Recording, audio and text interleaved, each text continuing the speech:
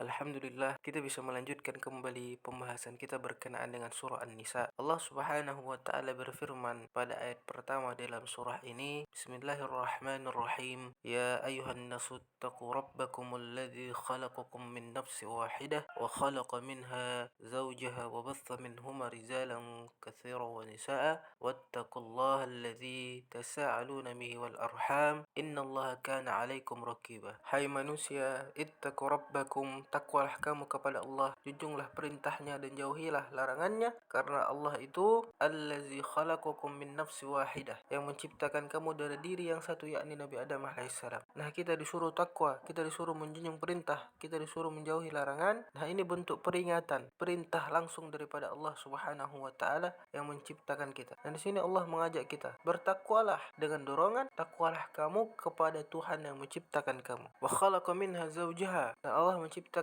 daripada diri yang satu itu zawjaha, pasangannya, istrinya. Banyak hadis yang menyebutkan tentang kisah ini, bahwa Nabi Adam apabila di dalam surga sendirian, lalu Nabi Adam tertidur. Begitu Nabi Adam tertidur, Allah perintahkan malaikat untuk mengambil tulang rusuk kiri Nabi Adam, lalu dijadikan seorang perempuan yang bernama Hawa ini. Nah, ini adalah salah satu sebab kenapa Allah memerintahkan perempuan itu mesti berada di bawah komando, di bawah pengawasannya laki-laki. Karena kejadian perempuan itu bahagian daripada tubuhnya laki-laki. Wa batha minhuma rijalan katsiran wa nisaan, dan Allah tebarkan daripada Adam dan Hawa itu laki-laki dan perempuan yang banyak, sehingga Nabi Adam dan Hawa ini melahirkan keturunan-keturunan yang banyak. Menurut sebahagian ahli sejarah, di dalam berbagai macam kitab tafsir Al-Quran disebutkan bahwa Siti Hawa itu 20 kali hamil. Setiap kali hamil itu pasti kembar. Cuman seorang saja yang tidak berpasangan, yang tidak kembar, yaitu anak Nabi Adam yang bernama Sis. Kenapa lahir seorang saja? Karena menggantikan Habil yang dibunuh oleh Kabil. Sis ini lahir tidak kembar, dan Sis inilah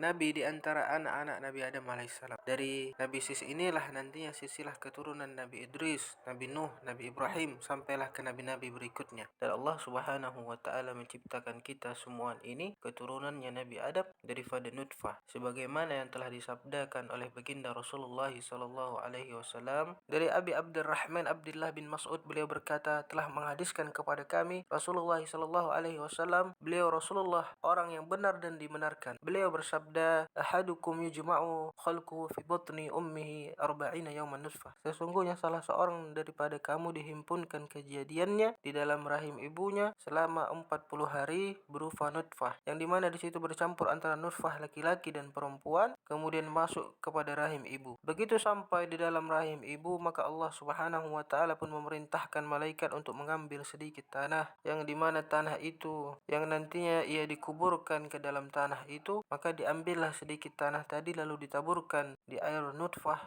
yang ada di dalam rahim ibu. Thumma yakunu 'alaqatan mithla dzalik, kemudian jadilah ia segumpal darah selama 40 hari jua. Thumma yakunu mudghatan mithla dzalik, kemudian jadilah segumpal daging 40 hari pula. Nah, jadi inilah proses awal kejadian kita, 3 kali 40 hari. 40 hari pertama berupa nutfah, kemudian 40 hari kedua berupa darah, dan kemudian 40 hari ketiga berupa segumpal daging. Dan dengan proses inilah nanti akan memasuki tahapan perkembangan selanjutnya. Thumma yursalu ilaihil malak, kemudian diutus kepadanya malaikat, fa yanfukhu fihi ruh, maka malaikat itu diperintahkan oleh Allah untuk meniupkan ruh pada janin yang ada di dalam rahim ini sesudah berumur 4 bulan atau lebih sehari. Nah, maka mulai itulah ini janin bergerak, dan mulai itulah ia hidup di dalam rahim ibunya. Nah, apa yang kita baca tadi banyak menimbulkan hikmah, banyak menimbulkan ilmu-ilmu, baik ilmu fikih maupun ilmu tasawuf. Di dalam ilmu fikih contohnya, bagaimana kalau seseorang perempuan itu mengandung, kemudian keguguran kandungannya, maka bagaimana ini kandungan diperlakukan. Maka ahli fikih menjelaskan tergantung bagaimana bentuk keguguran itu. Maka lahirlah 4 hukum.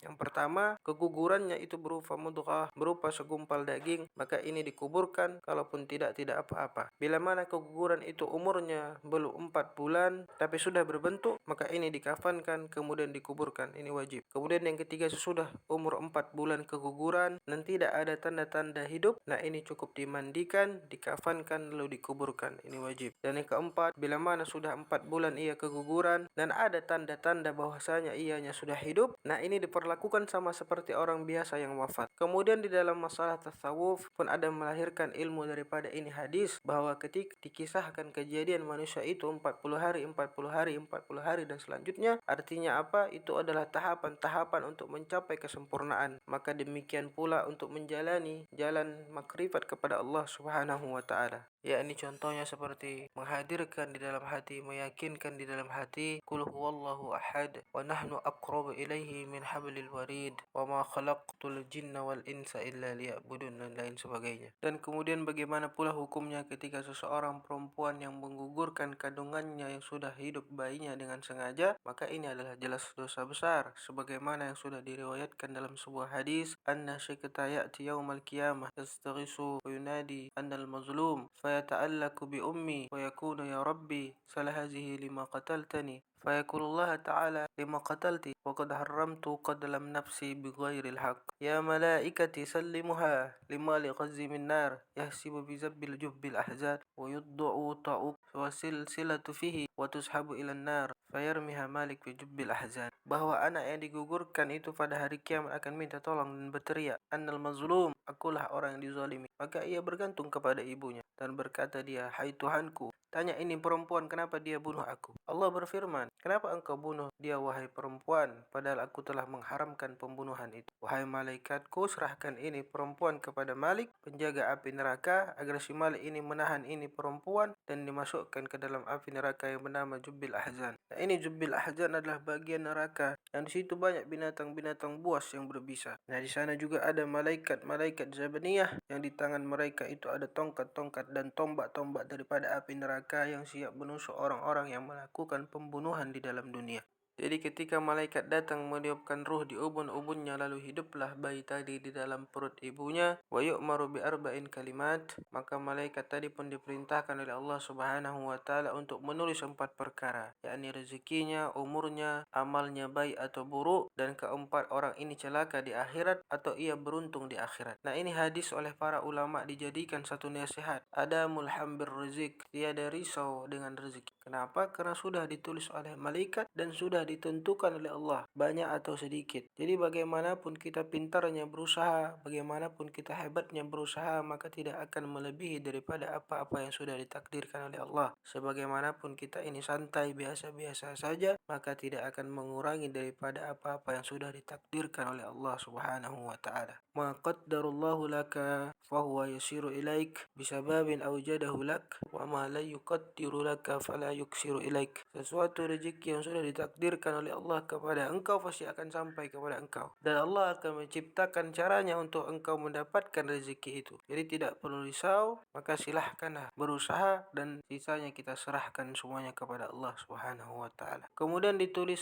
kita ini celaka atau beruntung di akhirat. Nah, ini maksudnya memberikan kepada kita satu nasihat, adamul farah bisyai' malam ya'lam annahu sa'id fil akhirah. Tiada gembira dengan sesuatu apa jua pun di dalam hati kita ini selama kita belum tahu apakah kita ini beruntung atau tidak di akhirat nanti. Apapun yang kita miliki sekarang di dunia, janganlah kita terlalu gembira, karena kegembiraan yang sesungguhnya adalah ketika kita tahu di akhirat nanti kita ini menjadi orang yang beruntung atau kita menjadi orang yang rugi. Maka dianjurkanlah untuk kita selalu berhati-hati di dalam hidup ini dan senantiasa meminta kepada Allah Subhanahu wa taala semoga Allah menyelamatkan kita baik di dunia maupun di akhirat. Wattaqullah alladzina tasaalun, takwalah kamu kepada Tuhan yang kamu itu sering minta-minta kepadanya, wal arham, dan takutlah kamu memutus hubungan keluarga. Nah, hubungan keluarga atau hubungan silaturahim ini sangat luas maknanya, sehingga para ulama pun menyimpulkan apa yang dimaksud dengan memutus silaturahim itu. Yang pertama, berbuat jahat kepada rahim, dan kemudian tidak berbuat baik kepada keluarga. Karena makin dekat hubungan kekeluargaan itu kepada kita, makin parah dosanya yang akan kita terima bila kita putuskan. Nah, siapa yang paling dekat dengan kita adalah orang tua, abah dan mama kita. Apabila kita putuskan hubungan keluarga keluarga kepada kedua ini, berbuat jahat kepadanya atau tidak berbuat baik kepadanya, maka paling besar dosanya. Baginda Rasulullah bersabda, "Inna rahmata la tanzilu ala qaumin fihim qati'ur rahim." Rahmat Allah tidak akan turun kepada orang yang memutus tali silaturahim. Abdullah bin Mas'ud radhiyallahu anhu, beliau ini kalau hendak ceramah agama dalam suatu majlis, maka beliau akan bertanya kepada mereka yang hadir itu, apakah di sini ada orang yang memutus hubungan keluarga? Apabila ada, mohon keluar dahulu, minta maaf, kemudian baru datang lagi ke sini. Innallaha kana 'alaikum raqiba. Sesungguhnya Allah Subhanahu wa taala mengawasi kamu tentang apa-apa yang ada di ayat ini.